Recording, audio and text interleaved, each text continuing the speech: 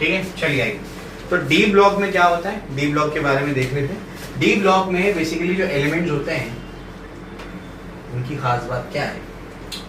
Elements in which the last electron और the differentiating electron enters into the D subshell of the penultimate shell. यानी ये क्या होता है, ये आपका आउटरमोस्ट शेल है, तो इसके डी सबशेल में नहीं एंटर करता है, क्या करता है, यहां आपका क्या होगा, पेनल्टीमेट शेल होगा, तो इसके डी वाले सबशेल में जाकर के क्या कर जाता है, एंटर कर जाता है। अब तक कहां लास्ट इलेक्ट्रॉन जा रहा था, आउटरमोस्ट शेल, अब कहां जा रहा है, पेनल्टीमेट शेल। एफ ब्लॉक में क्या होगा, एंटी पेनल्टीमेट, समझे, क्लियर हो गया। चलो, तो elements in which the last electron का और एक नाम क्या है, differentiating electron, last electron enters into the d subshell of the penultimate shell. Respective जो भी पेनल्टीमेट शेल होगा उसके डी सबशेल में एंटर कर जाता है कौन, लास्ट इलेक्ट्रॉन। समझ में आ गया? मैं दिखा भी देता हूँ, फिर एग्जांपल्स दिखा दूंगा तो क्लैरिटी आ जाएगी। ठीक है, चलो भाई, तो ये अपना D block element. D block basically कहाँ से स्टार्ट होता है, बताएगा कोई मुझे? डी ब्लॉक हाँ कहाँ से स्टार्ट होता है, ग्रुप 3। कहाँ तक जाता है, ग्रुप 12 तक। 13 में तो बोरॉन है ना, तो पी ब्लॉक में, समझे, क्लियर हो गया। तो ये कहां से स्टार्ट करता है, ये स्टार्ट करता है ग्रुप 3 टू ग्रुप 12। समझ में आ गया? टोटल कितने हो गए, कितने हो गए टोटल, 10 हो गए। कितने ग्रुप्स हो गए, 10 ग्रुप्स। समझ में आ गया? तो यहाँ पर कितने हो गए, 10 ग्रुप्स। ठीक है, ग्रुप 3 को इंक्लूड करेंगे तो क्या होगा, अपने 10 ग्रुप्स हो, ठीक है ना। इसके बाद क्या, ये कहां पर रखा होता है, it is in between the S and P block, that is at the center of the periodic table। समझ आ रहा है? पीरियोडिक टेबल के सेंटर पे क्या रखा होता है, आपका डी ब्लॉक रखा होता है। समझ आ गया? यहाँ पर S होता है, यहाँ पर P ब्लॉक होता है, यहाँ पर क्या होता है, आपका डी ब्लॉक होता है। समझ में आ गया? ठीक है, चलो ये भी आपको बता दिया मैंने। इसके बाद क्या है, डी ब्लॉक की और कैरेक्टरिस्टिक्स बोलो। They have high melting and boiling point. समझ में आ गया? उनका मेल्टिंग और बॉइलिंग पॉइंट क्या होता है, होता है। They have high melting and boiling points, melting and boiling points. ठीक है, क्लियर हो गया? चलो ये भी बता दिया मैंने। इसके बाद जो है डी ब्लॉक एलिमेंट्स की और खासियत क्या है। अच्छा, जनरल आउट इलेक्ट्रॉनिक कॉन्फ़िगरेशन बताओ उसका, जो बोले जनरल इलेक्ट्रॉनिक कॉन्फ़िगरेशन क्या होता है, Ig n-1 D, फिर 1 to 10, उसके बाद क्या होगा, Ns 1,2, ये 0,2 भी बोल सकते हो, 0 to 2 भी बोल सकते हो। क्यों? क्योंकि पैलेडियम एक ऐसा केस है जिसमें क्या होता है, 5s0 होता है, लिखाया था लास्ट टाइम मैंने। ठीक है, चलो भाई, कुछ किताबें उसको Ns 1,2 लिखती हैं, कुछ किताबें क्या लिखती हैं, Ns 0 to 2 लिखती हैं। समझ आ रहा है क्या बोल रहा हूँ? ठीक है ना। तो फिर जनरल इलेक्ट्रॉनिक कॉन्फ़िगरेशन क्या है, Ig, और उसके बाद आगे बताओ क्या है, n-1 D 1 to 10, समझे। उसके बाद क्या होगा बताओ, Ns, और ये क्या होगा, 0 to 2। समझा, क्लियर हो गया? तो ये इसका क्या है, जनरल आउटर इलेक्ट्रॉनिक कॉन्फ़िगरेशन है, जिसमें S0 कब बनेगा, पैलेडियम वाले केस में बनता है। कब बनता है, पैलेडियम वाले केस में। याद रखना, एक ही केस है जब क्या बनेगा, S0 बनेगा, वरना S हमेशा क्या होगा, 1 होगा या 2 होगा।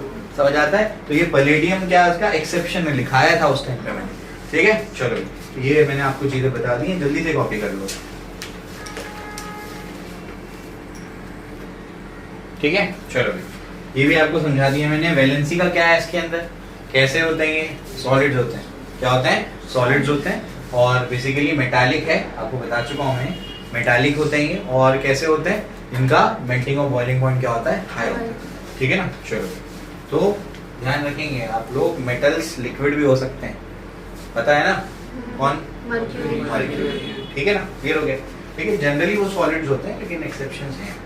तो इसमें क्या लिख सकते हैं, इसमें दे show variable valency, variable valency show करते हैं लोग। इसके बाद जो है, इसके बाद क्या, दे आर जनरली सॉलिड्स,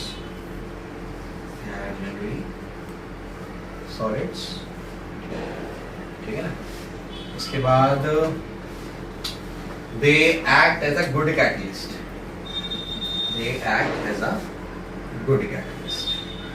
मतलब ये रिएक्शन को क्या करते हैं, फास्ट कर सकते हैं, स्लो भी कर सकते हैं, ठीक है। तो they are generally solids, they act as a good catalyst. और उसके बाद और क्या पॉइंट ला सकते हैं, दे आर कलरफुल, ठीक है ना। क्या कैसे होते हैं, कलरफुल होते हैं, ठीक है। क्लियर हो गया, समझ आ गया। तो कुछ एक्स्ट्रा पॉइंट्स इसमें ऐड कर दिए मैंने, यहाँ तक सबके भेजे में गया, सबको समझ आई बात, ठीक है। अब मैं क्या करता हूँ, आपको जनरल आउटर इलेक्ट्रॉनिक कॉन्फ़िगरेशन या जनरल इलेक्ट्रॉनिक कॉन्फ़िगरेशन बता दूँ, ठीक है। क्लियर हो गया, चलो अभी जल्दी से पॉइंट नोट डाउन करो।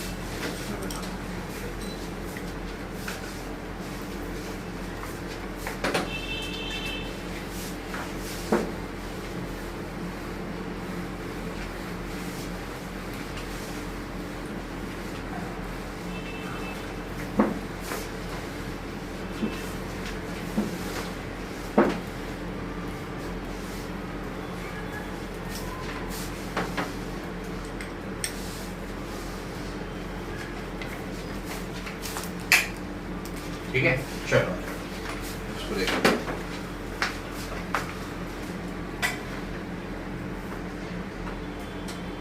चलिए, तो यहाँ पर जो है अगर आप गौर से देखें तो आपको दिख रहा है, सबको इसमें नजर आ रहा है, क्लियरली नजर आ रहा है, ठीक। तो बेसिकली अगर आप क्या करेंगे, स्कैंडियम को देखेंगे, टाइटेनियम को देखेंगे, वैनेडियम को देखेंगे, इन लोगों का इलेक्ट्रॉनिक कॉन्फ़िगरेशन अगर आप देखते हैं तो आपको क्या समझ आ रहा है। यहाँ पर देखिए, मैंने आपसे क्या कहा, डी ब्लॉक एलिमेंट में होता क्या है, क्या होता है, बोले होता क्या है, लास्ट इलेक्ट्रॉन किधर चले जाता है, पेनल्टीमेट शेल, मतलब आउटरमोस्ट शेल से एक शेल पहले उसके डी सब शेल में चले जाता है, समझे, क्लियर हो गया। चलो, इसमें आउटरमोस्ट कौन है, 4s क्या है, आउटरमोस्ट है ना। तो इससे पहले क्या होगा, 3d होगा, समझ आ रहा है। इससे पहले वाला का d क्या होगा, मतलब 3 का d होगा, तो उसमें लास्ट इलेक्ट्रॉन ये क्या है, 3d 1 है। तो मैं आगे रखूंगा, अपने नजर आ रहा है।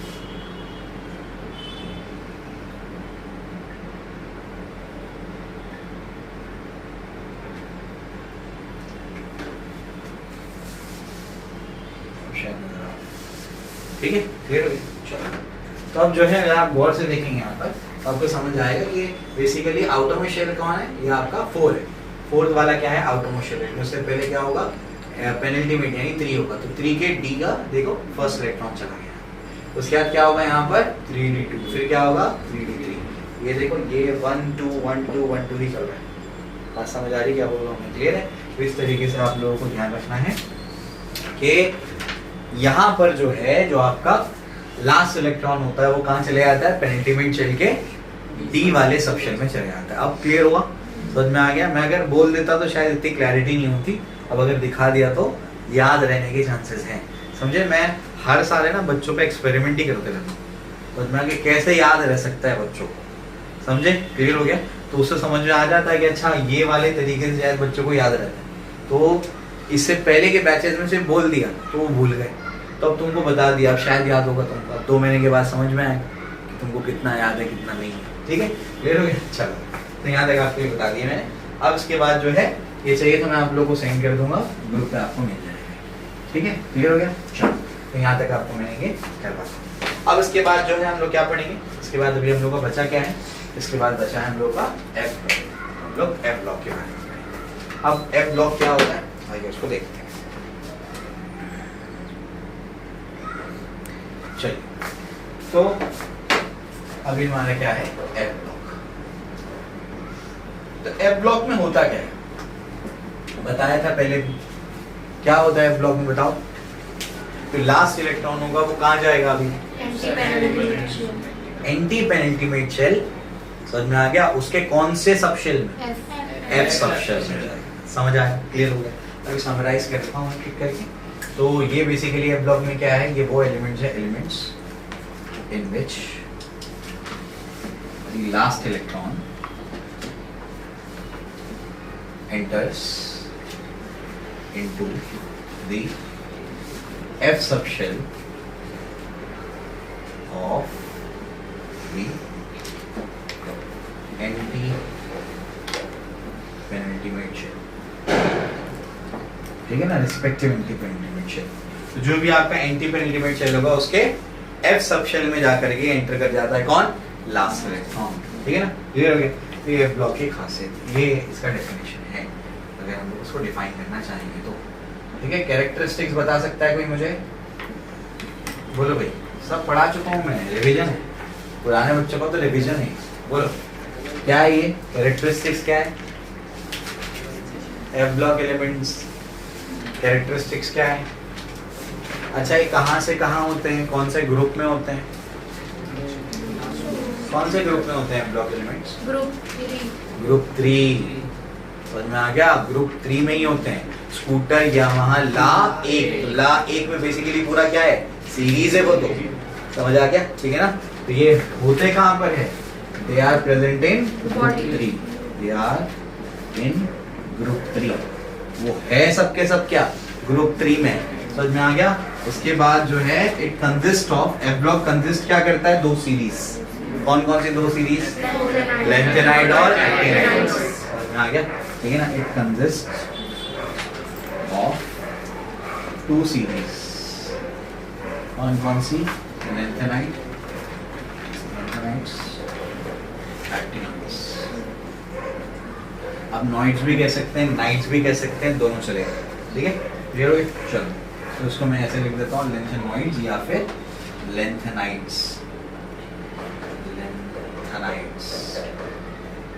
ठीक है, ये एक्टिनाइड्स, दोनों चल रहा है, ठीक है, कुछ गलत नहीं है इसके अंदर, कुछ किताबें एक लिखेंगी, कुछ किताबें कुछ और लिखेंगे, गलत नहीं है, ठीक है, ठीक है। चलो उसके बाद क्या है, उसके बाद और क्या चीजें बताओ उसमें, और क्या चीजें, एफ ब्लॉक एलिमेंट्स में कितने एलिमेंट्स होते हैं एक सीरीज में, 14 एलिमेंट्स, ठीक है ना, ये भी लिख देते हैं, each series consist of 14 elements, ठीक है, क्लियर हो गया।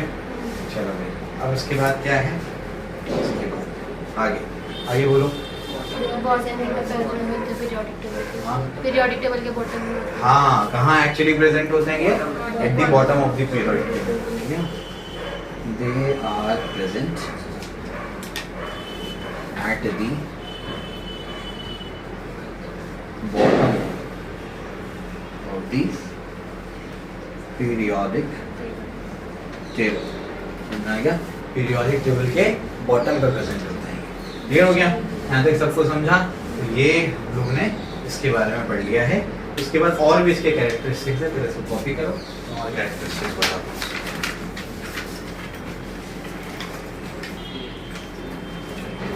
पॉइंट रह गया हमारा, क्या है वो, general electronic configuration.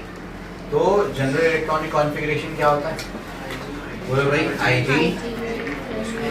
n-2 F 0 to 14, 0 to 14, उसके बाद क्या होगा, n-1 D 0 to 10, ठीक है, और फिर आएगा NS2, क्या आएगा आगे, NS2, समझे। ये आपकी कौन सी शेल है, ये आपका आउटर मोस्ट शेल है, आउटर मोस्ट शेल, ये है आपका आउटर मोस्ट शेल,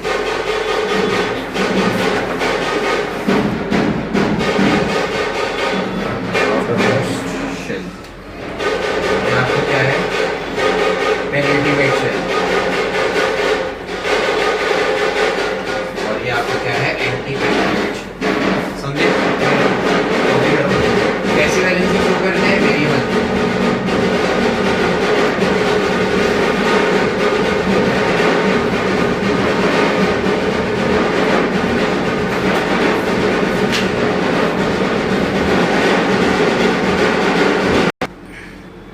ठीक है। चलो तो हम लोगों ने चारों ब्लॉक्स को थोड़ा थोड़ा पढ़ लिया, ठीक है ना। आइए इसको रिवाइज करते हैं अभी। तो हम लोग ने सबसे पहला कौन सा ब्लॉक पढ़ा, एस ब्लॉक पढ़ा। एस ब्लॉक क्या होता है बताओ, एस ब्लॉक में वो एलिमेंट्स होते हैं जिनमें जो लास्ट इलेक्ट्रॉन होता है वो आउटरमोस्ट शेल के एस सब शेल में एंटर करता है। समझ आया? क्लियर हो गया? इसके कैरेक्टरिस्टिक्स बताओ, कितने ग्रुप होते हैं? 2 ग्रुप। कौन कौन सा? Group 1, group 2। ग्रुप 1 को क्या बोलते हैं? Alkali metal. ग्रुप 2 को क्या बोलते हैं? Alkaline earth metal. समझ आया? क्लियर हो गया? ग्रुप 1 का मुझे जनरल इलेक्ट्रॉनिक कॉन्फ़िगरेशन बताओ। IgNS1। ग्रुप 2 का IgNS2।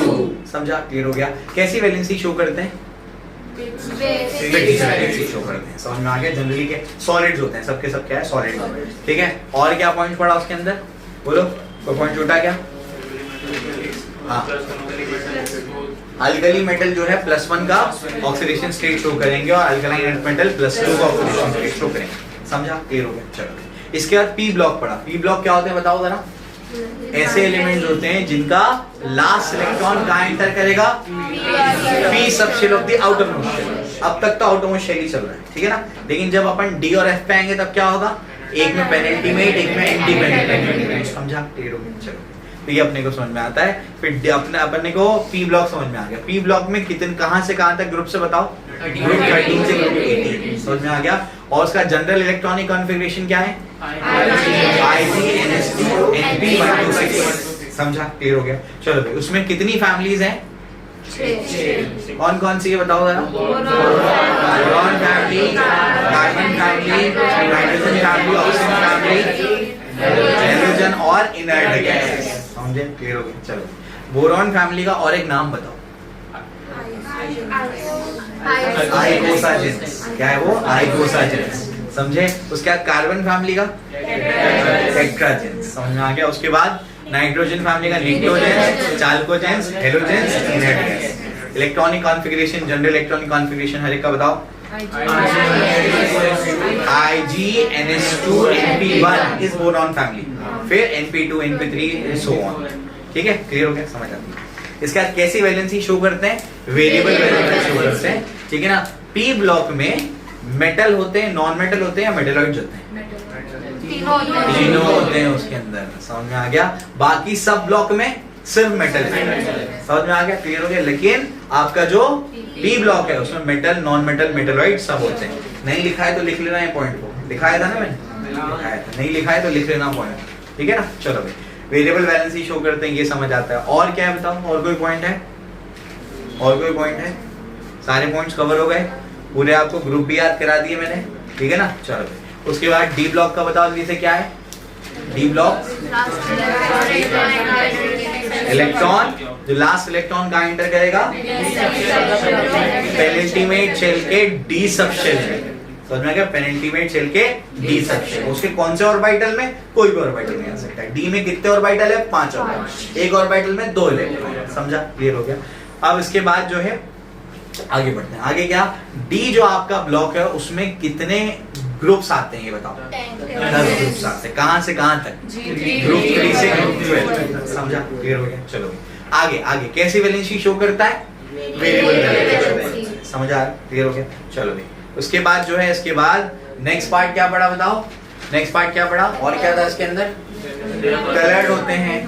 समझ में आ गया? और क्या बताया? कैटलिस्ट। और क्या बताया?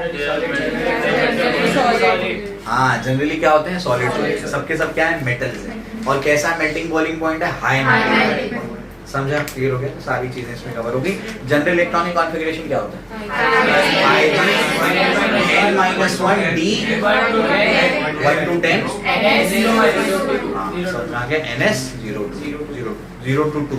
0 कब आएगा? पैलेडियम बता दिया। ठीक है? चलो ये भी हो गया। इसके बाद कौन बचा? F block. एफ ब्लॉक में क्या होता है? Last electron enters into the F circle of the independent. समझा? क्लियर हो? चलो, इसके बाद इसका जनरल इलेक्ट्रॉनिक कॉन्फ़िगरेशन बोलो। N-2 F 0 to 14 -1 G 0 to 10 1 NS2। समझा? क्लियर हो गया? चलो, ये अपने को क्लियर हो जाता है। और जो आपके ये जो एफ ब्लॉक एलिमेंट्स है इसमें 2 सीरीज होती हैं, लेंथेनाइट सीरीज, एक्टिनाइट सीरीज। और ये होते कहां पर है? ग्रुप 3 में होते हैं। लेकिन पीरियोडिक टेबल में कहां एक्चुअली प्रेजेंट है? बॉटम। समझ में आ गया? क्लियर हो गया? चलो, तो ये आपको समझा दिया मैंने। इसके बाद वेरिएबल वैलेंसी शो करते हैं, ये भी बता दिया मैंने। और इसके बाद जो आपके एक्टिनाइट सीरीज है उसमें मैक्सिमम एलिमेंट्स कैसे हैं? रेडियोएक्टिव। समझा? हेवी मेटल्स होते हैं, ये सब ध्यान रखेंगे आप। ठीक है, क्लियर हो गया? चलो, तो यहाँ तक अपने साथ ये चीज़ पढ़ ली। अब जो है अपन आगे बढ़ते हैं। आगे क्या है, अब मैं आपको कुछ और चीज़ें पढ़ाता हूँ। जैसे advantages of modern periodic table. क्या एडवांटेजेस है उसके? ये एफ ब्लॉक के बताने तो नहीं पड़ेंगे, समझ जाओगे भी कैसे क्या हुआ है, ठीक है ना? अगर चाहिए तो मैं आपको इमेजेस भेज दूंगा, मैंने निकाल करके रखी थी आपको दिखाने के, लेकिन अगर एक दो ब्लॉक में आपको समझ में आ गया है फिर आगे अपने को टाइम वेस्ट करने की जरूरत नहीं है, ठीक है ना? चलो फिर आगे चलते हैं। आगे क्या है, अब एडवांटेजेस क्या है मॉडर्न पीरियोडिक टेबल? एडवांटेजेस, अब ये भाई इनको थ्योरेटिकल पार्ट पढ़ना है, ठीक है ना? इनऑर्गेनिक थ्योरी है भाई, ठीक है? चलो, तो इसके एडवांटेजेस क्या हैं वो मैं आपको बता देता हूँ। एडवांटेजेस ऑफ प्रेजेंट और long form of periodic table, क्या क्या इसके एडवांटेजेस वो देख लीजिए। सबसे पहले, it relates the position of an element in the table to its electronic configuration more clearly.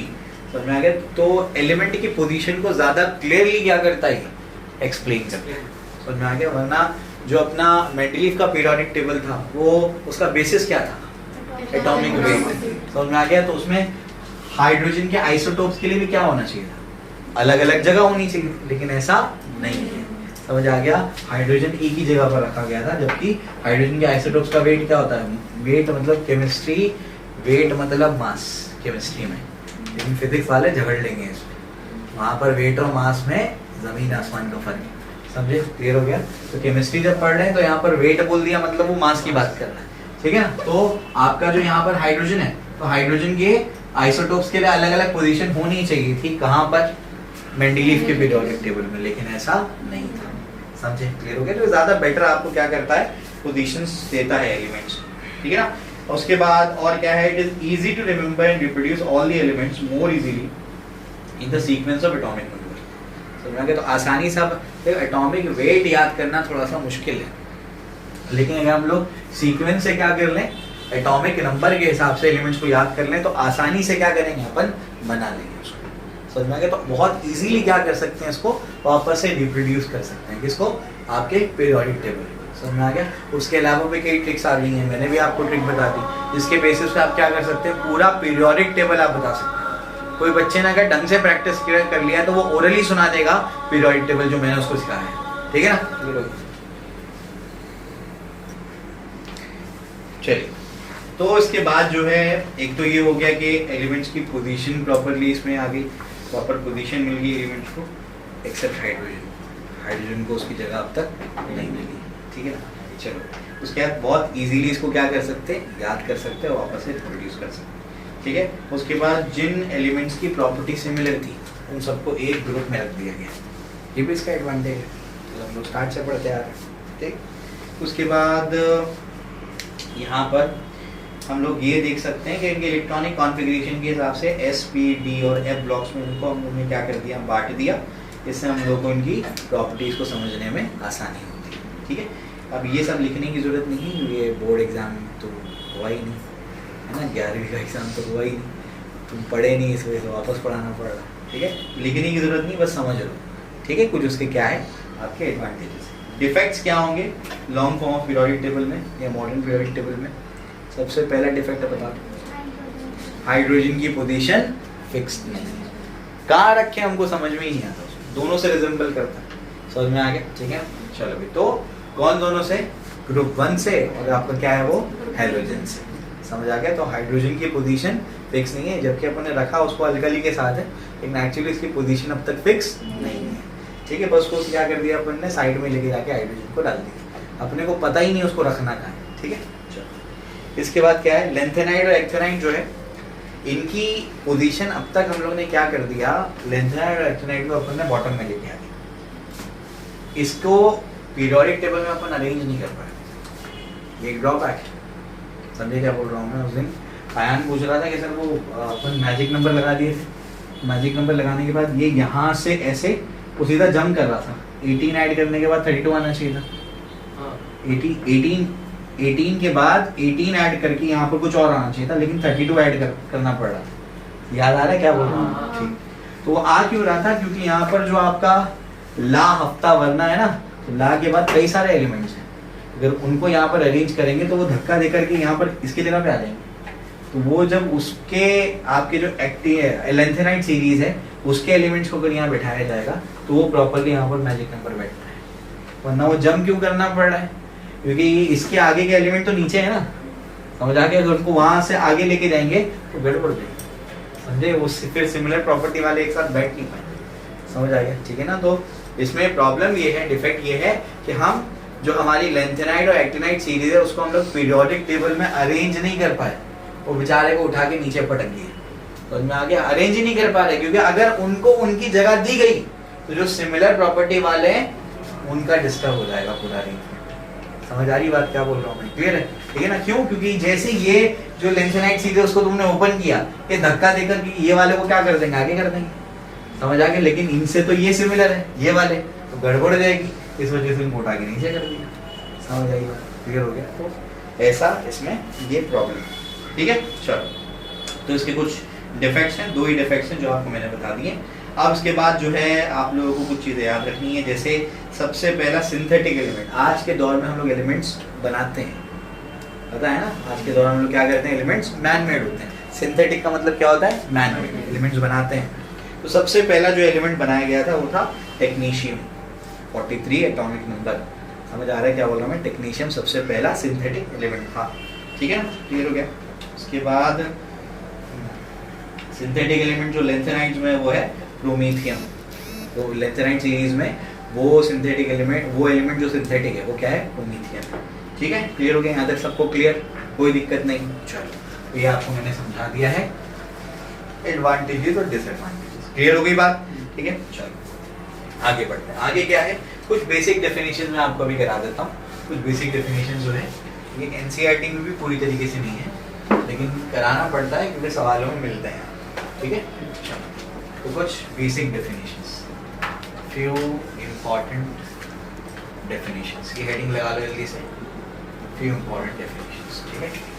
तो कहाँ मिलेंगे आपको, ओपी टंडन जो इनऑर्गेनिक की किताब है, OP Tandon, GR Patil and sons, तो वो किताब में आपको ये मिल जाएंगे सारे, ठीक है। चलो, तो कुछ डेफिनेशन हम लोग देख लेते हैं। तो जिनके पास नोट्स नहीं है वो नोट डाउन करेंगे, और जिनके पास नोट्स है वो सुन लेंगे इसको। तो general term used in periodic table जो है उसमें सबसे पहले नॉर्मल या रिप्रेजेंटेटिव एलिमेंट्स कौन कौन से होते हैं, ठीक है। तो कौन से होते हैं नॉर्मल या रिप्रेजेंटेटिव एलिमेंट्स, बोलो जल्दी बोलो। एस और P block except inert gases, ठीक है ना। तो सबसे पहला डेफिनेशन क्या है, सबसे पहला डेफिनेशन है नॉर्मल और रिप्रेजेंटेटिव एलिमेंट्स, रिप्रेजेंटेटिव एलिमेंट्स, ठीक है, क्लियर हो गया। तो नॉर्मल या अपने रिप्रेजेंटेटिव एलिमेंट्स जो है वो कौन से हैं, एस एंड पी ब्लॉक, ठीक है, लिख लो S and P block elements, S and P block elements except inert gases, S and P block elements except inert gases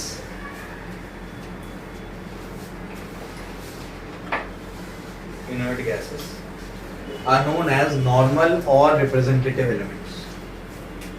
S or P block elements except inert gases are known as normal or representative elements.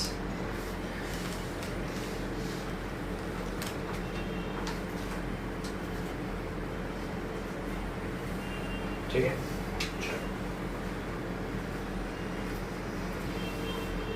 Normal और representative elements.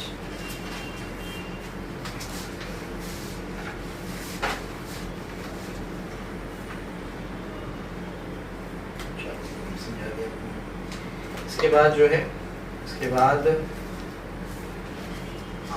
है bridge elements, bridge elements, फटाफट लिखो bridge elements, elements which acts as a bridge, elements which acting वाला acts as a bridge, acts as a bridge, that is their properties are combination of two different group elements. that is their properties are combination of two different group elements. Their properties are combination of two different group elements.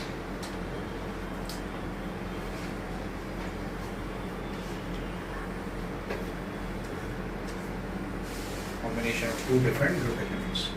Magnesium जो है वो दो element से similar है, sodium और copper, समझे, अलग अलग ग्रुप्स में, तो ये एग्जाम्पल है उसमें, ठीक है। तो उनकी जो प्रॉपर्टीज है वो इन दो एलिमेंट्स के कंबाइंड प्रॉपर्टी है, ठीक है ना, combination of two group elements.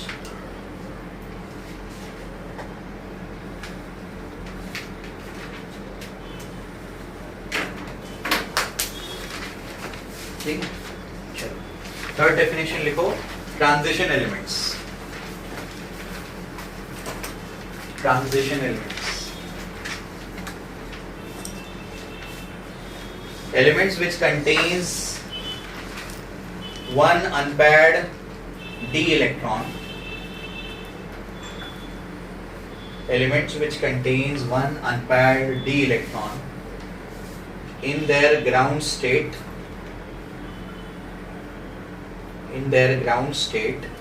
and their excited state, in their ground state and their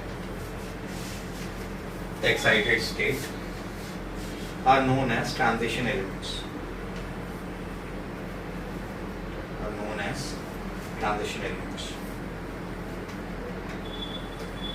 ठीक है, अभी डेफिनेशन पे ज्यादा जोर नहीं देना है, आगे जाके समझेगा, ठीक है। मैं इंपॉर्टेंट पॉइंट जो लिखा रहा हूँ वो लिखो, नोट करके लिखो उसी में। All transition elements R D block elements. All transition elements are D block elements.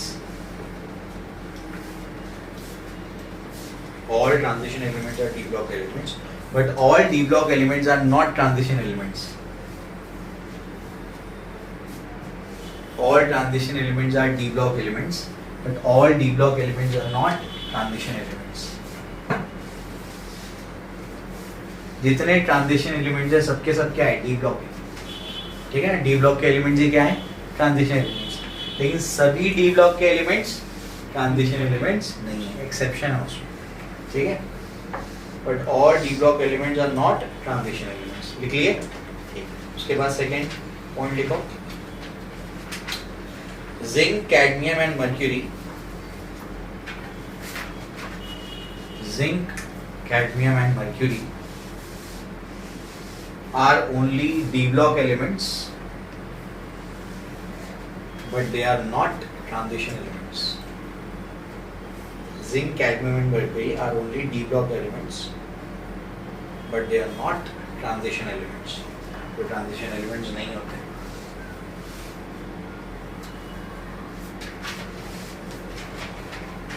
ठीक है, उसके बाद आएगा inner transition elements.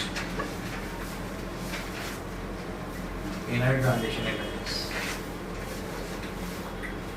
All F block elements are called as inner transition elements. All F block elements are called as inner transition elements. Inner transition elements.